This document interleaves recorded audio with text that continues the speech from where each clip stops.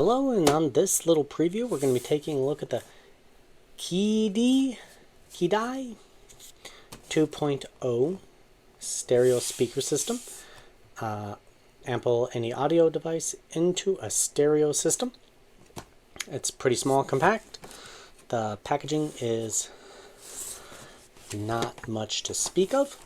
Let's open it up and take a look at the device. This is going to be a multi-part series where I'm taking a look at a bunch of different speakers and soundbars for my home computer setup for a secondary computer. So the idea for these speakers is kind of a good enough sound. I'm not looking for heavy bass or 5.1.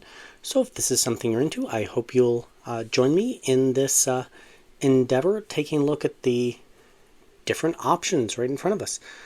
It's going to be deep dive into each one individually. So let's get right into what this one is. Alright, inside we're greeted with this. Got a little user manual for connecting it. Very simple. Connect it to your phone. We got a box. Packaging, sufficient. Not as nice as some of the other ones, but everything is on a budget, right? So while I'm opening this up, this brand, the KEiiD, they're $80 speakers. They're on the more expensive side from ones I've taken a look at. So everything does need to be taken a look at with regard to like quality, sound, that kind of thing, size of the speakers. So I just want to be completely honest with regard to that. That's just plastic made to look like wood. Alright, let's take a look at these speakers. Well, they look very premium. They look very nice, even though that's fake. You know, that's what the front looks like. The side, the back. Let's take a look at the back. Let's see, that's going to be power. There's your mic. That's going to be connecting to your left speaker. Oh, that's power. So then what's that? Touchpad. Cool. It uses a PS2 port? Is that called? I don't remember very well. And that's where the connector is to this side. A couple of the other ones I looked at from Creative had big ports on it for helping the bass. It's not blatantly obvious if these do because it's all integrated inside. So you can't see, you just get the perforations. That doesn't mean it doesn't exist, it just means that it's not blatantly obvious. Okay, now that I got it plugged in, we got the control right here, so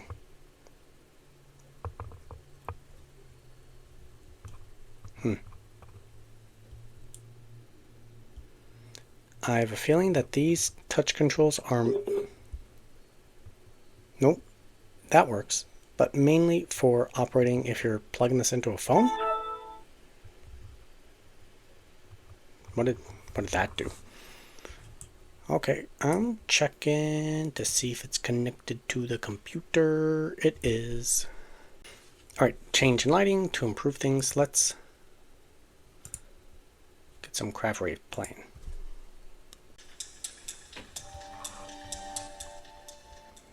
Okay.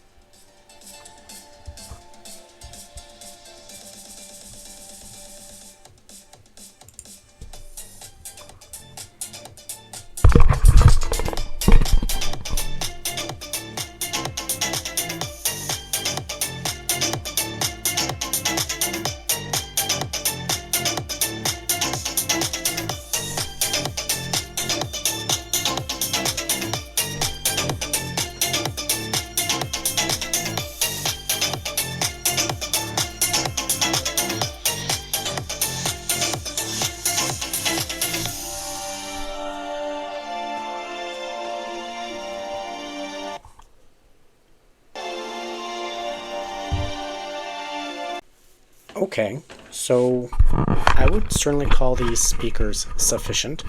I'm not going to use them very loudly. They're not for blasting music around the house. So I'm not going to comment about clarity. Also, it's late at night. Child is sleeping. I'm going to wake them up if I blast at full power.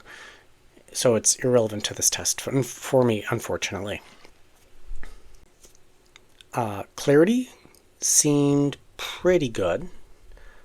Bass had a little bit of thump, but definitely lacking. I would say it was enjoyable to listen to. And they're not too big for my desk, which is kind of a plus. So again, I'm basically competing with laptop speakers because I'm replacing a laptop for this. Not competing with my 5.1 surround sound system. The Logitech Z5100? 5100. So, it's got a real subwoofer down there. So, let's do a movie test. Where they went. Oh.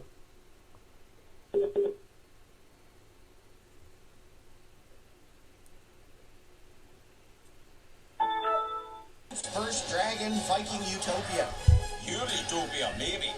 Mine's less good. Where they went. Only a few know. Our story changed the world forever. We did it! The world's first Dragon Viking Utopia. Your utopia, maybe. Mine's less crowded and more... Oh! Sanitary. Hey, bud, wait up!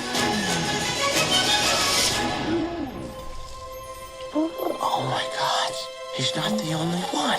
She's a light fury. Oh, sorry.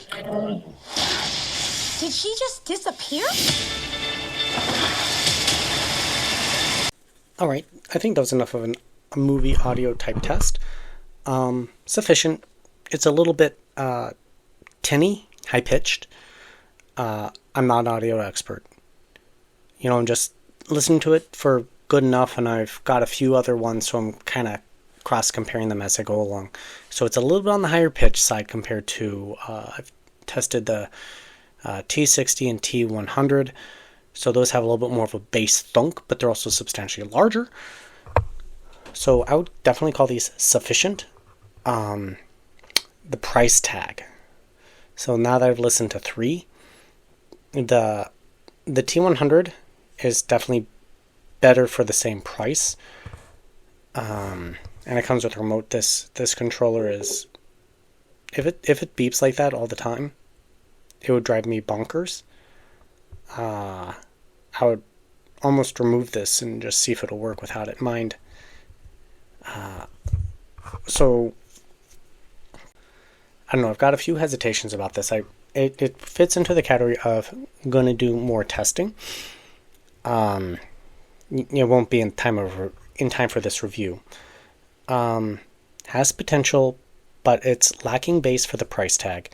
It is less fingerprint prone. It's good for the size, but at $80, there are better options in terms of speaker quality. So, I mean, I don't want to sound like this is a downer because it's the right size for me, which weighs heavily for my space usage. But yeah, it may not be for you. If you're looking for best bang for the buck and you got the desk space for it, these are not the speakers for you. Anyways, thank you very much for watching Computer Tech and More. This is a one-off type video for me. It's just like a product preview and give a little bit of testing and kind of my thoughts and feedback while it was plugged in. If you got suggestions for videos, maybe products that I might be interested in taking a look at. If you like what I'm doing, I do have my channel's largely into fan testing right now, computer fan testing.